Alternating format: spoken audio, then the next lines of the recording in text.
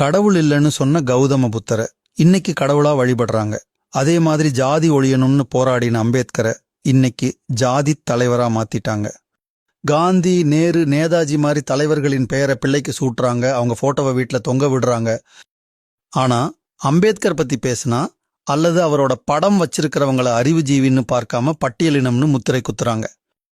சோக்ரட்டேஸ், புத்தர், Karl Marx வரிசையில போற்றப்பட வேண்டிய ஒரு மாமேதைய ஜாதி தலைவரா சுருக்கி இருப்பது ஒரு வரலாற்று பிழை. தன்னுடைய ஜாதியை மட்டும் உயர்த்தி பிடிப்பவரைத்தான் ஜாதித் தலைவர்னு சொல்லணும். அம்பேத்கர் பட்டியலின மக்கள் மட்டுமில்லாம பிற்படுத்தப்பட்டவர்கள், சிறுபான்மையினர், பெண்கள், தொழிலாளர்கள்னு பாதிக்கப்பட்ட எல்லாருக்காகவும் போராடியவர்.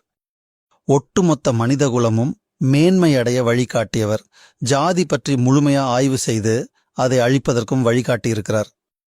ஒருவருக்கு மிக குறைந்த சம்பளம் கொடுத்து அதிக வேலை வாங்குவதற்கு உருவானதே ஜாதி என்ற அமைப்பு. வேதம், சாஸ்திரம், சம்பிரதாயம், மனுநீதி என்றெல்லாம் சொல்லி ஜாதியை மதத்திற்குள் திணித்து நம்ப வைத்தார்கள். அந்தணர், சத்திரியர், வைசியர், சூத்திரர் என்று நிறைய படிநிலைகளை உருவாக்கினார்கள். தனக்கு கீழே அடிமையா ஒரு ஜாதி இருக்குதுன்னு ஒவ்வொருத்தரும் பெருமைப்படுவதாலே ஜாதி இன்னமும் அழியாம இருக்குது.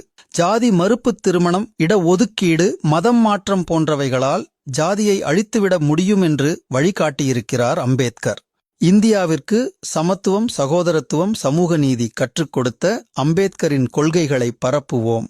மகிழ்ச்சியுடன் வாழுங்கள்.